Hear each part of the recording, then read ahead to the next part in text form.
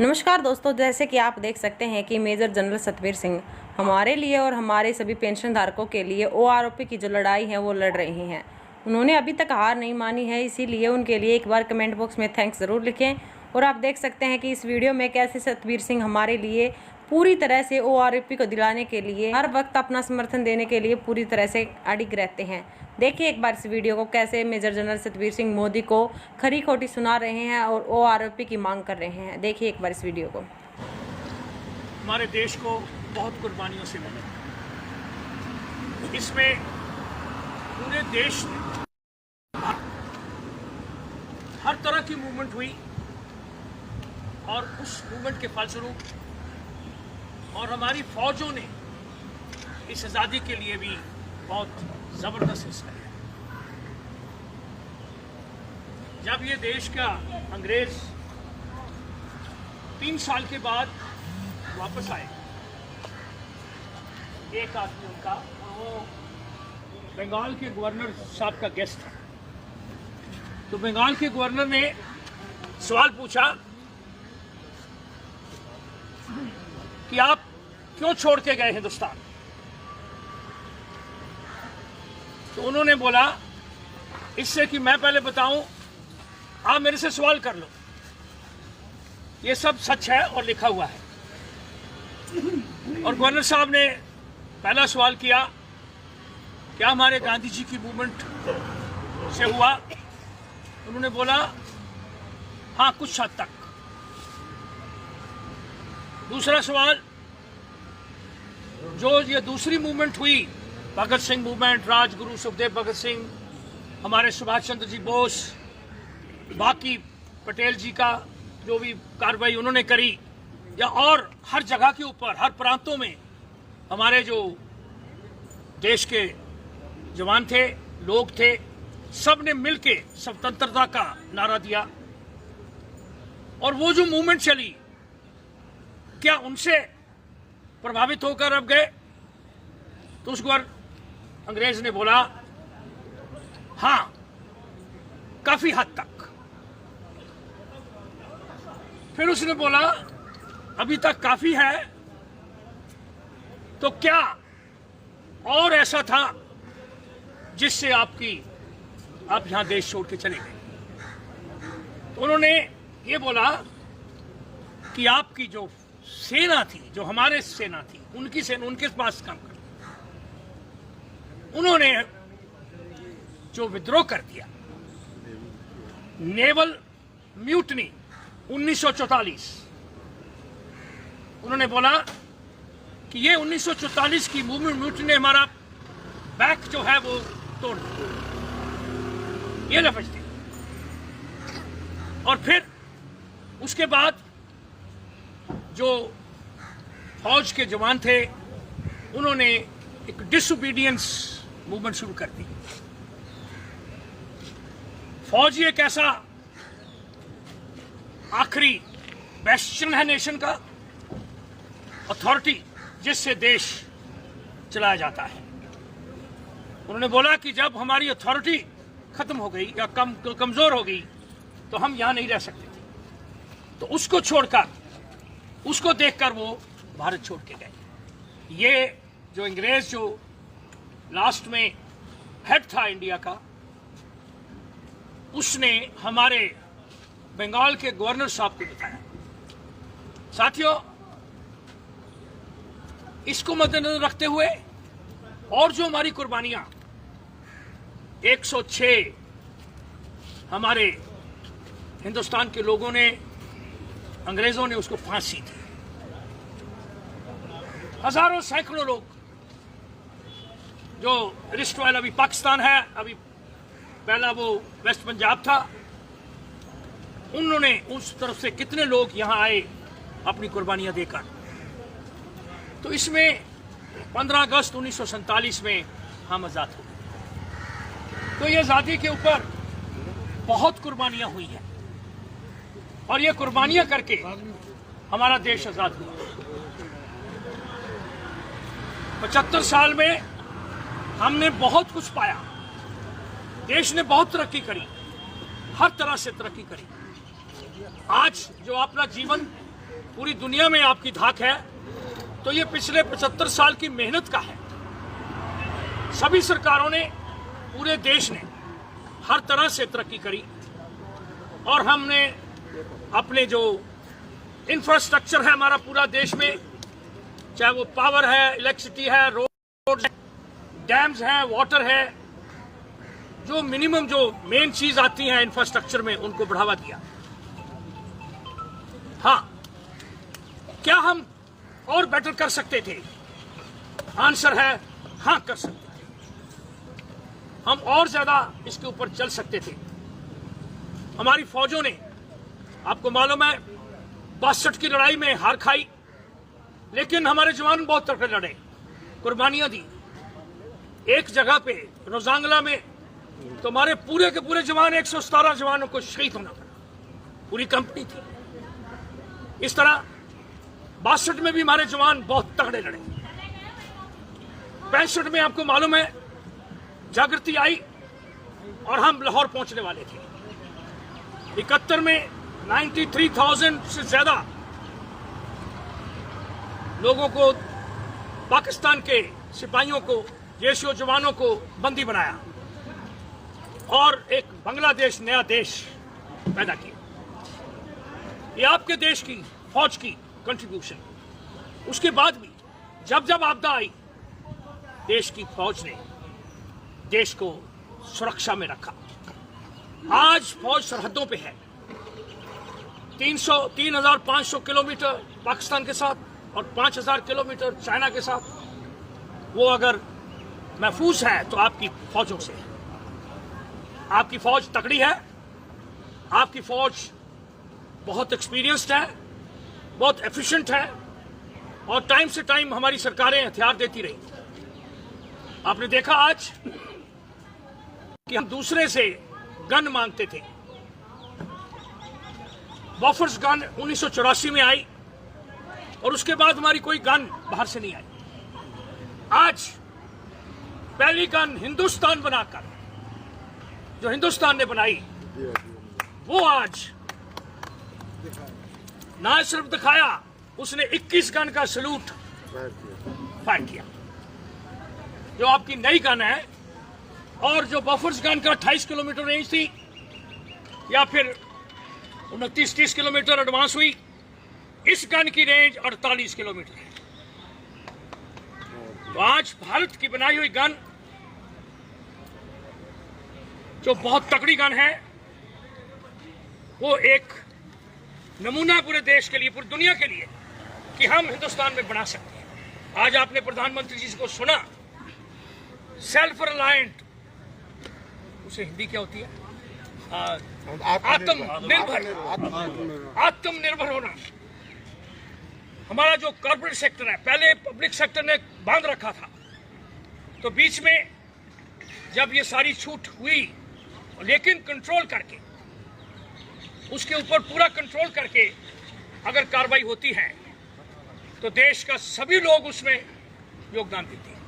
हमने मेडिकल, अभी आपदा आपने देखी, कोरोना लड़े हम, फिर भी और बहुत कुछ करना था। एग्रीकल्चर में, हमारी रिसर्च और डेवलपमेंट में, हमारे जो अपने वेपन सिस्टम आप बनाना, हम क्यों दूसरे देशों के ऊपर निर्भर हों?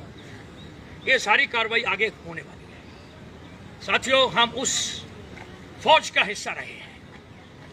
आप सब, हम सब उस फौज का हिस्सा रहे हैं। हमें मान है अपने देश की आजादी के ऊपर। हमने सबने मिलकर 15 साल से लेकर 40 साल तक नौकरी करी है और देश की सेवा हर क्षेत्र में करी है। और हम आज जो हैं पूर्व सैनिक, हमें फख्र है अपने देश की आजादी के ऊपर। और हम जब भी कभी देश के ऊपर कोई आपदा आएगी, सबसे पहले हमारा जो पूर्व सैनिक है वो भाग के जाता है। आपने देखा होगा। इसलिए साथियों, आज के दिन स्वतंत्रता दिवस के ऊपर आप सबको दिल से मैं, आपका भाई जनरल सतबीर सिंह, आपको दिल तह से बधाई देता हूं।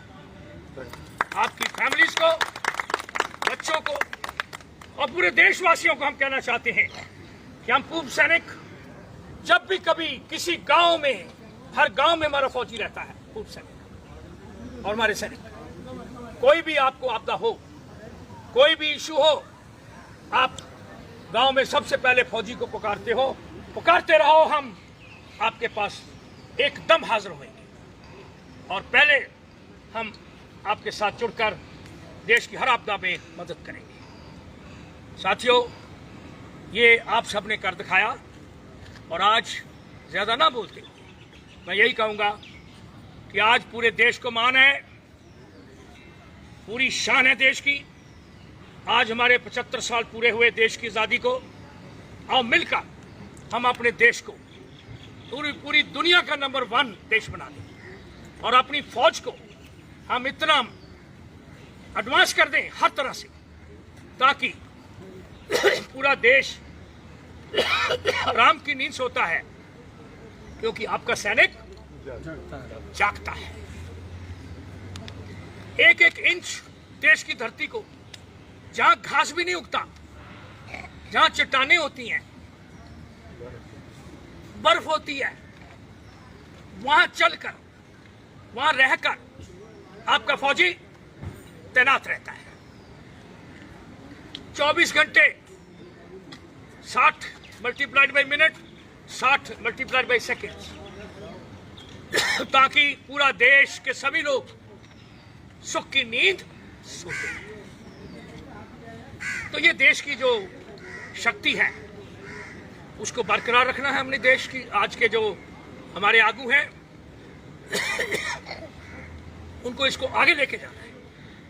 ऐसी ऐसी पॉलिसीज बनाएं, ऐसे ऐसे गुजारिश करें अपनी गवर्नमेंट को कि हम बिल्कुल आधुनिक हो जाएं और पूरे दुनिया के सभी, हमारे जवान तो वैसे ही तकड़े हैं, बाकी जो सामान है उसका और नीतियों का, उसको इतनी अच्छी बनाएं कि दुनिया में कोई भी हमारे ऊपर बुरी आंख ना कर सके। ऐसी हमारी अपने देशवासियों को भी रिक्वेस्ट है, गवर्नमेंट्स को रिक्वेस्ट है, हमारे जो सैनिक आगू हैं तीनों सेनाओं की, उनको भी रिक्वेस्ट है। हम पूर्व सैनिक जो भी वो कहें, हम हमेशा अनुशासन में रहते हुए पिछले 7 साल से, 2015 से हम सब बैठे हुए थे। कल मुझे खुशी हुई जब मलकीत ने एप्लीकेशन लेकर डीसी के पास गए, तो पहले किसी को मालूम नहीं था और उन्होंने मना कर दिया कि हम कोई इजाजत नहीं देंगे। तो फिर मलकीत ने मेरी बात कराई, तो डीसीपी साहब ने बोला कि आपके लिए जहां आप चाहते हो वहां पे आप झंडा लहरा सकते हैं। तो हम उस डीसीपी साहब का धन्यवाद करते हैं कि उन्होंने हमें ये जो प्रथा यहां से एक अपने पूर्व सैनिकों के इश्यूज के बारे में शुरू करी 15 जून 2015 को, वो आज भी कायम है, आगे भी कायम रहेगी, इसी जगह पे कायम रहेगी। हर साल हम यहीं पे अपने देश का तिरंगा लहराते रहेंगे। आओ साथियों, मिलके सभी उस भारत माँ को याद करते हुए, अपनी मेहनतों को याद करते हुए, सभी मिलकर आओ इस स्वतंत्रता दिवस के ऊपर एक दूसरे को बधाई दें। हर शाम में अपने उन पूर्व अपने साथियों को, उन सेनानियों को, देश के उन लोगों को जिन्होंने देश की आज़ादी के ऊपर बहुत कुर्बानियां दी। और आज हम पूरी दुनिया में घर जब आते हैं, अपना घर जो होता है, अपना देश जो होता है, वो सबसे अच्छा देश होता है। मेरा भारत महान। तो ये है, सबसे आगे देश है, उसके बाद हमारे साथी हैं, सबसे आखिर में मेरी अपनी जो सेफ्टी होगी आखिर में। जो वायदा हम सब ने किया था और मिलकर हम इसे आगे बढ़ाएं, आगे सब तक ले जाएं, मेरी यही ईश्वर से प्रार्थना है और आप सबसे गुजारिश है। एक बार फिर आप सबको स्वतंत्रता दिवस के ऊपर बहुत बहुत मुबारक, बधाई आपकी फैमिलीज को, बच्चों को, और उनको आगे लेके जाओ ताकि देश के अच्छे नागरिक बनकर एक अच्छा नागरिक होना, वो अकाउंटेबल होना देश के प्रति एक बहुत बड़ा आपका योगदान होगा। और तकरीबन फौज के सभी पूर्व सैनिक अपने बच्चों के साथ ऐसा कर रहे हैं। हम देखते हैं अभी नायक साहब, एक नायक रोहतक का, उसकी बेटी पूरे IAS एग्जाम में फर्स्ट आई है। उस दिन मैं गया इधर नजफगढ़ में, उन्होंने बुलाया, 3 हमारे जवानों की बेटियां IAS में सेलेक्ट हो गई है। ये खुशी होती है, ये खुशी होती है, क्योंकि आप सबने अपने बच्चों को पढ़ाने का बीड़ा उठाया। ये सारे आगे करते रहो। ये मेरे साथ बैठे हुए हैं, इनके सारे के सारे बच्चे क्लास 1 गस्टेड ऑफिसर हैं पांडे साहब। दूसरे मुल्कों में हैं, बेटियां प्रोफेसर हैं, हॉस्पिटल में लगी हुई हैं आगे, और बाहर के मुल्कों में तगड़ी हैं। तो ये एक उदाहरण नहीं, बहुत। एक दिन मेरे घर में मेरा एक मैंने देखा जवान आ रहा है, उसके हाथ में बर्फी है, तो वो घर आ गया मेरे। तो मैंने पूछा, वो मेरा नायक था, SKT क्लर्क मेरी यूनिट का, जब मैं CO था। तो मैंने बोला, आओ बेटे आओ, बैठो। तो ये मिठाई, क्या खुशी है, बहुत बहुत मुबारक हो जो भी खुशी है। तो बताओ क्या बात है। कहता साहब आज मेरा बच्चा ऑफिसर बन गया। उसने मेरे को याद दिलाई कि जब आप CO साहब थे तो आप फैमिली क्वार्टर में आए, तो उसके 2 बच्चे थे छोटे छोटे। तो उसने ये बाहर मिल के आए, उसकी फैमिली बाहर आई, मिली हमको। तो हमने पूछा, बच्चों को पढ़ा रहे हो? साहब जी अभी दाखिल कराने की सोच रहे हैं।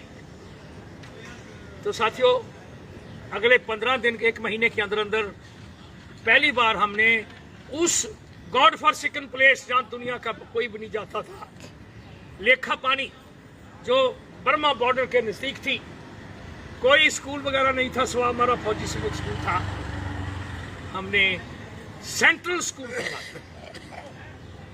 और इन बच्चों को दाखिल कराया। ये पहली बार उधर बच्चे हमारे इस नायक के दाखिल हुए।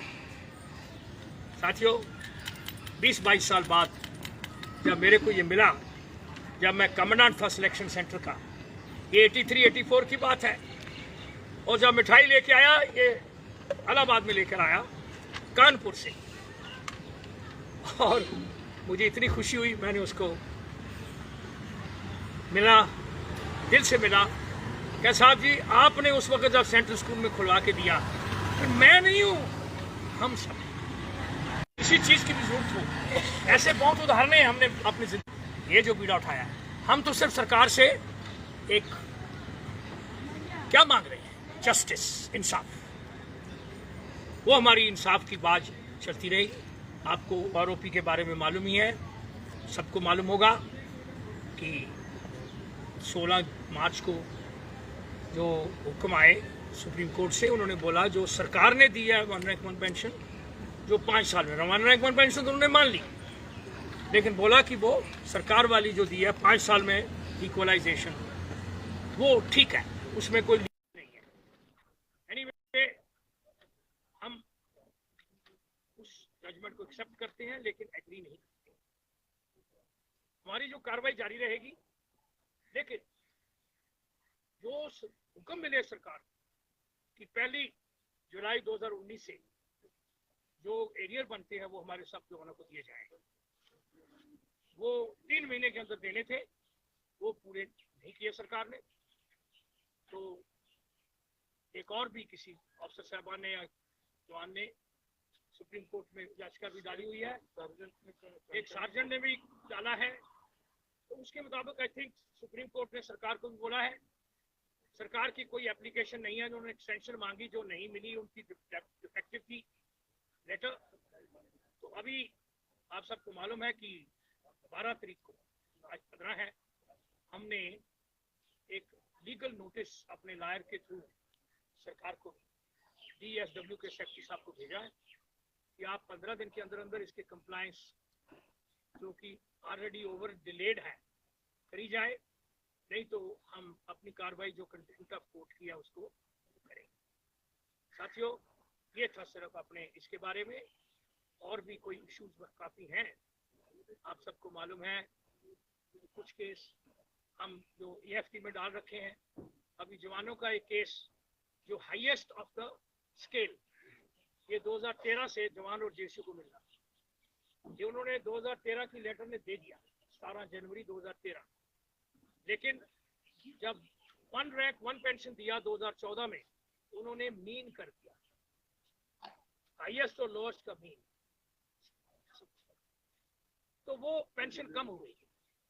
तो अभी हम AFT में केस चलेंगे, जिसमें इंडिविजुअल केस डालेंगे हम अलग से, जिससे हम ये डालेंगे कि मेरी पेंशन इतनी थी, 14 से इतनी हो गई, तो मेरी पेंशन कम हो, तो ये क्यों? तो AFT में केस अपने जेशो जवान का हाईएस्ट ऑफ द स्केल डाल रहे हैं, इसके बारे में हम डालेंगे। 80 साल वाला केस ऑलरेडी डला हुआ है, वो हमारी अगले महीने में या इस महीने में एंड पे उसकी डेट आई हुई है, उसको हम रिप्रेजेंट कर रहे हैं। रिजर्विस्ट का केस ऑलरेडी सॉल्व हो चुका है, लेकिन हमने यहाँ पे भी केस डाल दिया AFT दिल्ली में। वो केस भी हमें पूरा यकीन है हम जीत जाएंगे। इस तरह से जो बात